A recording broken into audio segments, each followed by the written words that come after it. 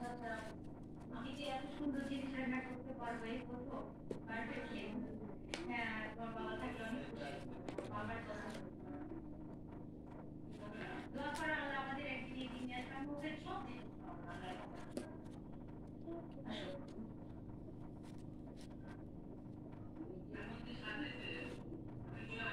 হ্যাঁ, বলে দেন যে রেসিপিটা ট্রাই করতে আমার বৌমার হাতে অনেক মানুষ